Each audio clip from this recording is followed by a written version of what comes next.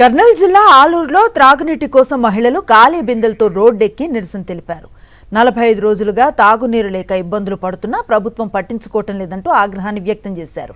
45 రోజులకు ఒకసారి నీళ్లు రావడంతో అనేక ఇబ్బందులు పడుతున్నామంటూ ఆవేదన వ్యక్తం చేశారు.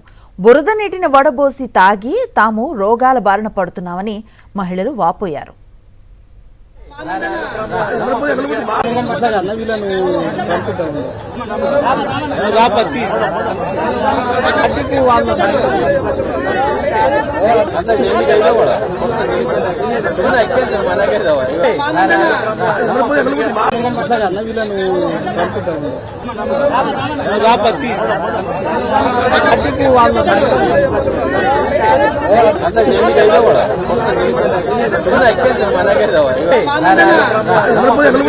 తాగునీటి కోసం మహిళలు పడుతున్న ఇబ్బందులపై మరింత సమాచారాన్ని ఆలూరు నుంచి మా ప్రతినిధి లోకేష్ అందిస్తారు.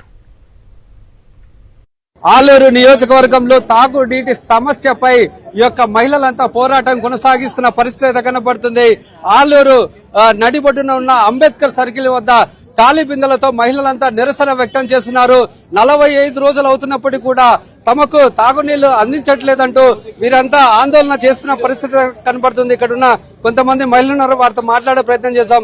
ఏంటంటారు, ఇన్ని రోజులు నీళ్లు ఎందుకు వదలట్లేదంటారు? మీరు వారి దృష్టికి తీసుకెళ్లినా ఎందుకు స్పందించట్లేదంటారు? మేము చాలా సార్లు ధర్నాలు చేసినాం, నీళ్ల కోసం. జ్యోతి ఇంటికి కూడా వెళ్ళినాము, ఆమె ఏమి పరిష్కారం చూపించడం లేదు. ఏదైనా అడిగితే వస్తుంది అని చెప్తుంది, కానీ 45 రోజుల నుంచి ప్రజలు ఎంత ఇబ్బంది పడుతున్నారు. చిన్న పిల్లలు పట్టుకొని కూడా నీళ్లు తెచ్చుకోవడానికి చాలా ఇబ్బంది పడుతున్నారు. ఆలూరులో నీళ్ల సమస్య చాలా ఎక్కువగా ఉంది. నీళ్ల సమస్య చాలా ఎక్కువగా ఉంది. ఏ అధికారిని పట్టించుకోండి. కూటమి ప్రభుత్వం అయితే చెవులకు వేసుకోవడం లేదు. మీరు ధర్నాలు చేసుకోండి, ఏమైనా చేసుకోండి, నీళ్లు వచ్చేటప్పుడే వస్తాయి, రావని వాళ్ళు ఖచ్చితంగా చెప్తున్నారు. నీళ్ల సమస్య మాకు వెంటనే తీర్చాలి. ప్రతి ఒక్కరు నీళ్ల కోసం ఎదురు చూస్తున్నారు. ఆ నీళ్లు రావాలని అందరూ కోరుకుంటున్నారు, కానీ కూటమి ప్రభుత్వం ఏ మనిషిని కూడా లెక్క చేయడం లేదు. నీళ్ల కోసం ఎన్ని సమస్యలు పెట్టినా కూడా వాళ్ళు ఏ మాట కూడా మాకు చెప్పడం లేదు. నీళ్లు రావంటే రావంటున్నారు. ఎందుకు రావడం? అధికారం మేము ప్రభుత్వాన్ని నిలదీస్తున్నాం. ఏం చేస్తున్నారు? ఇన్ని రోజులు నీళ్లు రావట్లేదు కదా, మరి ఎట్లా పరిష్కారం చేస్తున్నాం? జ్యోతిని అడుగుతున్నాము.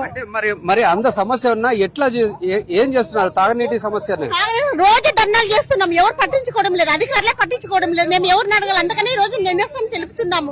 మాకంటే వెంటనే మంచి నీళ్ళు పరిష్కారం చేయాలి.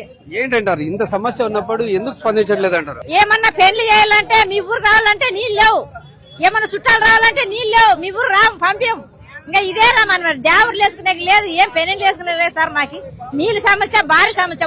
వచ్చిన ముఖ్యమంత్రి అడిగినాం, ఈ అన్నాం, ఆయన పోయికుంటాం, ఆయన అడిగినాం. నీళ్ళ సమస్య మరే నీళ్ళే.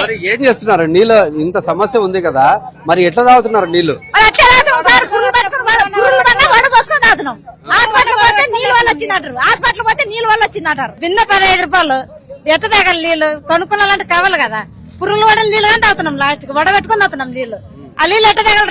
రావా పిల్లలకి రావా? రోగాలు వస్తున్నాయి కదా, మళ్ళీ ఎట్ట చూపించుకోవాలి? మేము ఎన్ని రేట్లు పెంచినారు, ఎట్ట చూపించుకోవాలి హాస్పిటల్లో?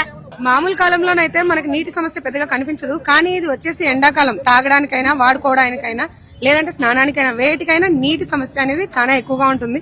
ఎలాగైనా దయచేసి పెద్దలందరూ దీని గురించి పరిష్కరించి ఇలా నిరసన తెలిపిన వాళ్ళందరికీ ఒక చిన్న ఆశగా కొంచెం పట్టించుకొని చేస్తే బాగుంటుంది అని కోరుకుంటున్నాం. మరి అంటే బయట నీళ్లు కొనాలంటే కూడా చాలా ఎక్కువగా ఉంది కదా, మరి ఏం చేస్తున్నారు మీ యొక్క సమస్యని? కొన్ని ఊర్లలో గుంతలు ఉంటాయి, కొన్ని ఊర్లలో ఒక్కరేని ఇలాంటి చిన్న చిన్న నీటి సమూహాలు ఉంటాయి.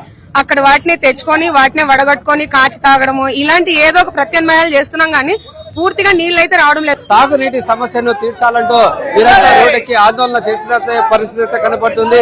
ఇప్పటికైనా కానీ తమకు నీళ్లు అందించకపోతే తమ పోరాటం కొనసాగిస్తామంటూ మహిళలంతా హెచ్చరిస్తున్న పరిస్థితి. కెమెరామెన్ శేఖర్తో లోకేష్, సాక్షి, ఆలూరు.